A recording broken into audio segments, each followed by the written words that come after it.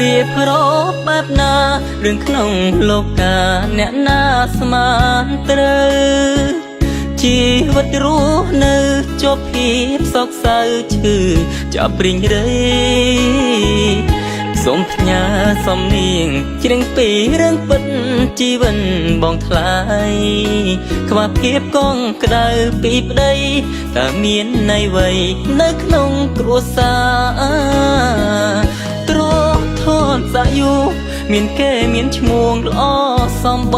កក្រៅបេះដូងអូក្ដៅបងប្រុងចិនខ្មៅក្បត់គ្មានមេត្តាមានទាំងអត់ប្តីប្រពន្ធតែឈ្មោះរស់អបសងសារកូនចង់ភ្លេចមុខប៉ាកោចតែហាត់ថាអ្នកម្ដាយរលយប់ទឹកភ្នែកបងថ្លៃស្រត់លេចផែនដីគ្មានថ្ងៃស្រស់ស្រាន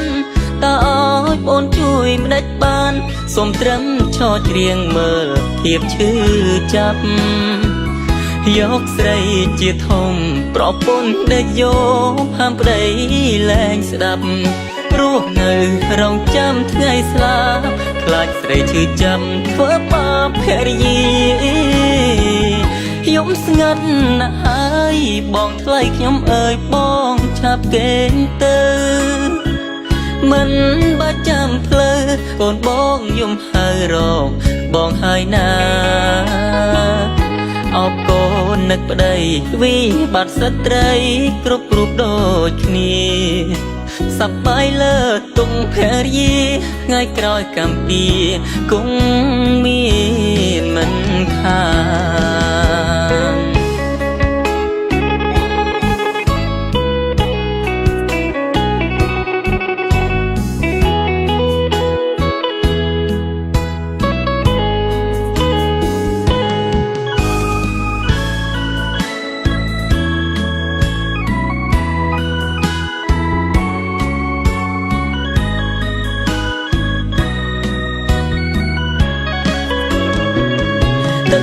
ភ្នែកបងថ្លៃ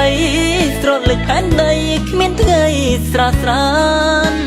តើឲ្យបងជួយម្ដេចបានសូមត្រឹមឈរច្រៀងមើលភាពឈឺចាប់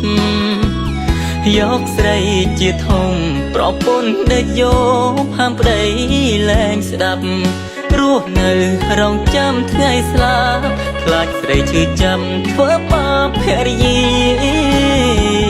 ខ្ញុំស្ងាត់ណាស់ហើយបងថ្លៃខ្ញុំអើយបងឆាប់កេងទៅមិនបាច់ចាំផ្លូវកូនបងយំហើរកបងហើយណាអបកូននឹកប្តីវិបត្តិស្ត្រីគ្រប់រូបដូចគ្នាសប្បាយលើទុំភរិយាថ្ងៃក្រោយកម្ពីគង់មានមិនខានសប្បាយលើទុំភរិយាថ្ងៃក្រោយកម្ពីគង់មានមិនខាន